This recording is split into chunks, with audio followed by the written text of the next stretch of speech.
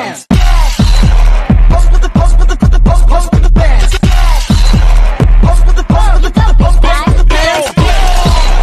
Bands. Pose with the bands.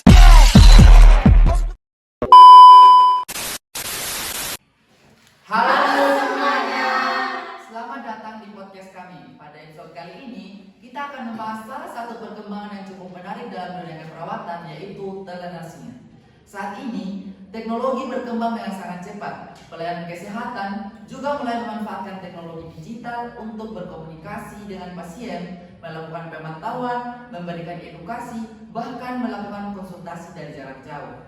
Saat ini, teknologi berkembang dengan sangat cepat. Pelayanan kesehatan juga mulai memanfaatkan teknologi digital untuk berkomunikasi dengan pasien, melakukan pemantauan, memberikan edukasi, bahkan melakukan konsultasi dari jarak jauh. Nah, dari sini muncullah pertanyaan, apakah telenursing merupakan tren positif yang harus dikembangkan dalam dunia keperawatan atau justru menjadi isu karena memiliki berbagai risiko dan keterbatasan?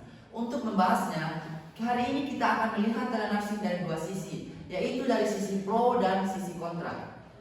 Sebelum kita masuk dalam perdebatan, mungkin kita mulai dari hal yang paling dasar. Sebenarnya apa sih yang dimaksud dengan telenursing itu? Bagaimana dengan tim pro? Jadi, telenursing adalah pelayanan keperawatan yang dilakukan dengan memanfaatkan teknologi komunikasi dan juga informasi. Jadi, perawat tidak harus selalu bertemu langsung dengan pasien untuk memberikan pelayanan tertentu. Misalnya melalui telepon, video call, aplikasi kesehatan, atau platform digital lainnya. Perawat dapat memberikan edukasi, melakukan follow up, memantau kondisi pasien, meningkatkan pasien mengenai pengobatan, dan melakukan komunikasi kesehatan dari jarak jauh. Kami setuju dengan pengertiannya, tetapi sejak awal kita harus memahami bahwa telenursing tidak berarti semua tindakan keperawatan dapat dilakukan secara online. Ada pelayanan yang memang bisa dilakukan dari jarak jauh, tetapi ada juga kondisi yang tetap membutuhkan pemeriksaan dan tindakan secara langsung. Jadi, bisa dikatakan bahwa telenursing merupakan metode atau media pelayanan bukan mengganti seluruh pelayanan keperawatan. Betul sekali. Baik, sekarang kita akan masuk ke pembahasan pertama. Mengapa telenursing bisa disebut sebagai sebuah tren dalam dunia keperawatan? Silakan tim pro. Untuk kami, telenursing menjadi tren karena masyarakat sekarang semakin terbiasa menggunakan teknologi. Hampir semua orang menggunakan smartphone untuk berkomunikasi dan mendapatkan informasi. Pelayanan kesehatan akhirnya juga ikut berkembang mengikuti perubahan tersebut. Selain itu juga, telenursing dapat membantu pasien mendapatkan pelayanan tanpa harus selalu datang ke fasilitas kesehatan. Misalnya, pasien yang tinggal jauh dari rumah sakit dapat melakukan konsultasi atau follow up dengan tenaga kesehatan melalui teknologi. Berarti, salah satu faktor yang membuat telenursing ini menjadi tren adalah perubahan gaya hidup masyarakat yang semakin digital. Ya, betul sekali. Dan bukan hanya karena masyarakat menggunakan smartphone, pelayanan kesehatan juga membutuhkan sistem yang lebih efektif dan efisien. Telenursing juga dapat membantu perawat melakukan pemantauan terhadap pasien tertentu tanpa harus selalu melakukan kunjungan secara langsung. Kami setuju bahwa telenursing merupakan perkembangan teknologi yang menarik. Tetapi di sini kami ingin memberikan catatan bahwa sesuatu yang menjadi tren belum tentu selalu cocok untuk semua kondisi. Jadi jangan sampai hanya karena teknologi sedang berkembang, kita menganggap bahwa semua pelayanan keperawatan harus dialihkan ke digital. Nah, ini menarik. Berarti dari sebuah tren, telenursing juga menjadi sebuah isu. Apa sebenarnya yang menjadi isu dari telenursing? Tim kontra silakan. Ada beberapa hal. Pertama adalah keterbatasan pemeriksaan fisik. Dalam keperawatan, kita tidak hanya mendengarkan keluhan pasien, kita juga melakukan pengkajian secara langsung. Misalnya, melihat kondisi kulit, pola napas, ekspresi pasien, mobilitas, dan berbagai tanda lainnya. Kalau komunikasi dilakukan melalui layar, informasi yang kita dapatkan bisa menjadi terbatas. Tapi, apakah semua pasien membutuhkan pemeriksaan fisik secara langsung? Misalnya, pasien yang sudah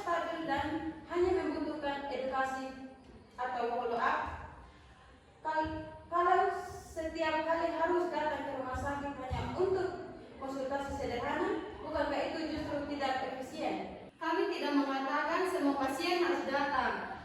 Yang kami tekankan, perawat harus mampu menentukan pasien mana yang cocok menggunakan telenursing dan pasien mana yang harus diperiksa secara langsung.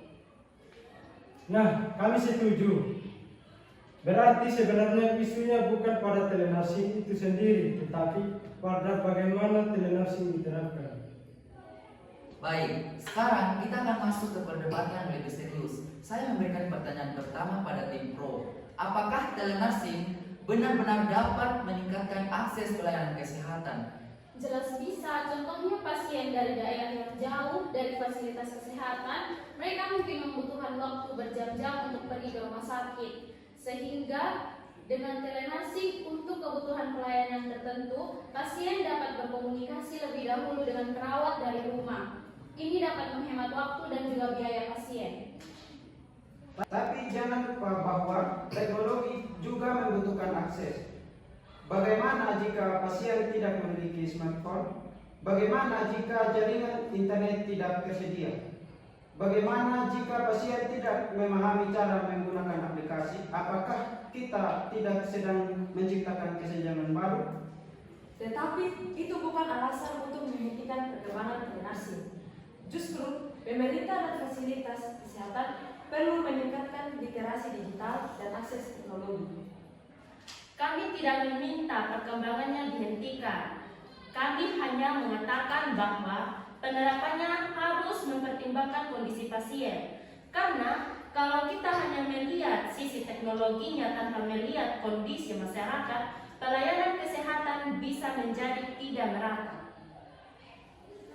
Baik, kita akan masuk pada pertanyaan kedua. Apakah telenursing benar-benar dapat menghemat biaya? Silakan tim pro. Baik, menurut kami iya. Pasien tidak harus selalu mengeluarkan biaya transportasi untuk datang ke fasilitas kesehatan.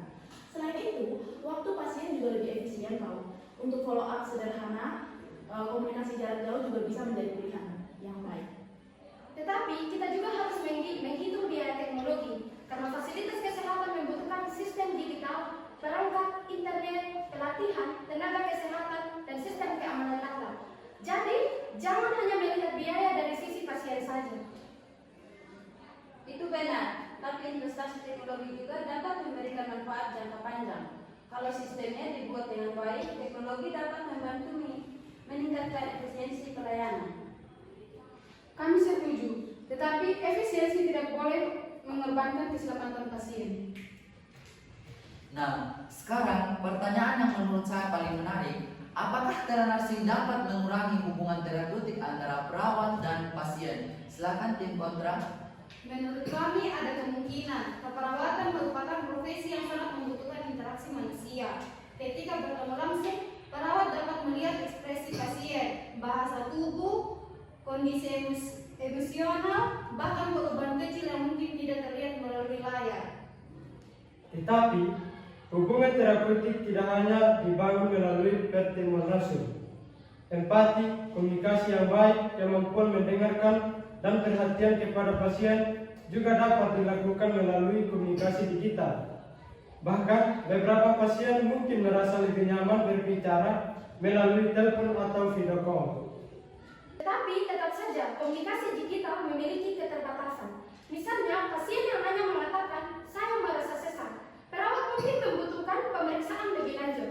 Apakah pasien benar-benar sesak? Seberapa berat? Dan bagaimana pola nafasnya? Hal tersebut mungkin sulit dinilai hanya melalui komunikasi jarak jauh. Nah, kalau ditemukan tanda bahaya seperti itu, justru telenursing dapat menjadi langkah awal. Perawat dapat melakukan pengkajian awal dan kemudian mengatakan kepada pasien, berdasarkan keluhan Anda, kondisi ini membutuhkan pemeriksaan langsung, silakan segera datang ke fasilitas kesehatan. Jadi, telenursing juga bisa berfungsi sebagai screening dan pengarah pelayanan. Kalau seperti itu, kami setuju dari tim kontra. Asalkan perawat tidak memaksakan pelayanan digital ketika kondisi pasien memang membutuhkan pemeriksaan langsung. Baik, sekarang kita masuk ke isu yang tidak kalah penting. Bagaimana dengan privasi dan keamanan data pasien? Silakan tim kontra. Ini salah satu masalah terbesar. Pasien memiliki data kesehatan yang bersifat pribadi. Dalam telenursing, data dapat dikirim melalui internet. Misalnya, hasil pemeriksaan, foto luka, riwayat penyakit, ataupun informasi pribadi pasien. Kalau sistem keamanannya buruk, data tersebut bisa dibocorkan. Kami setuju, tetapi sebenarnya masalah keamanan data bukan hanya terjadi pada telenursing. Sistem pelayanan kesehatan secara umum juga menghadapi masalah keamanan data. Yang penting adalah bagaimana fasilitas kesehatan membangun sistem yang aman. Dan tenaga kesehatan juga harus memahami etika serta keamanan digital. Tidak boleh sembarangan mengirim data pasien melalui platform yang tidak aman. Betul sekali, Viko. Jadi perkembangan telenursing juga harus diikuti dengan peningkatan kompetisi digital awal. Sekarang, saya mau memberikan pertanyaan yang mungkin paling sulit. Apakah telenursing nantinya akan menggantikan perawat? Silakan tim kontra. Kalau penggunaannya tidak dikendalikan, kami khawatir sebagian orang akan berpikiran bahwa teknologi dapat menggantikan tenaga kesehatan. Kami tidak setuju. Teknologi adalah alat. Perawat tetap dibutuhkan untuk mengambil keputusan profesional, melakukan pengkajian, memberikan edukasi, membangun hubungan terapeutik, dan menentukan tindakan yang tepat. Bahkan, semakin berkembangnya teknologi, menurut kami, perawat justru harus semakin kompeten dalam penggunaannya. Kami setuju, jadi yang harus ditingkatkan bukan hanya teknologinya, tetapi juga kemampuan perawat dalam menggunakan teknologi. Sekarang kita coba dengan contoh sederhana. Misalnya, ada pasien hipertensi yang sudah rutin kontrol, tekanan darahnya relatif stabil, pasien hanya membutuhkan edukasi mengenai pola makan, aktivitas fisik, kepatuhan minum obat, dan pengingat kontrol. Apakah pasien tersebut cocok menggunakan telenursing? Silakan tim pro. Menurut kami cocok. Pasien tidak harus selalu datang hanya untuk mendapatkan edukasi dan pantauan sederhana. Kami bisa menerima, tetapi tetap harus ada kriteria dan pengkajian. Kalau pasien tiba-tiba mengeluh sakit kepala, berat, nyeri dada, sesak napas, atau kondisi lain yang mengkhawatirkan, jangan lagi hanya menggunakan telenursing. Pasien harus mendapatkan pemeriksaan langsung. Setuju. Baik, setelah mendengar perdebatan kita hari ini, ternyata telenursing memang memiliki dua sisi. Sebagai tren, telenursing menawarkan pelayanan yang lebih fleksibel, memanfaatkan perkembangan teknologi, membantu akses pasien, dan dapat meningkatkan efisiensi pelayanan. Namun, sebagai isu, telenursing juga memiliki tantangan, mulai dari keterbatasan pemeriksaan fisik, kesenjangan akses teknologi, keamanan data, komunikasi, hingga kemungkinan berkurangnya interaksi langsung antara perawat dan pasien. Jadi, apakah kita harus memilih tim pro atau kontra? Baik, menurut kami, kita tidak harus memilih salah satunya. Telenursing perlu dikembangkan, tetapi harus digunakan secara tepat. Kami juga setuju. Kami bukan menolak telenursing. Yang kami tekankan adalah bahwa teknologi harus tetap berada di bawah prinsip keselamatan pasien dan profesionalisme keperawatan.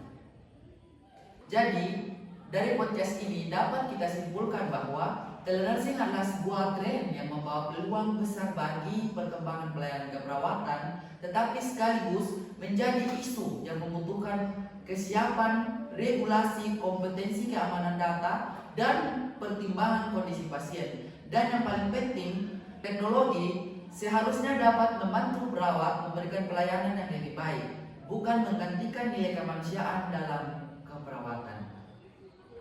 Terima kasih sudah mendengarkan podcast kami. Sampai jumpa di podcast berikutnya. Salam sehat dan tetap semangat menjadi perawat masa depan.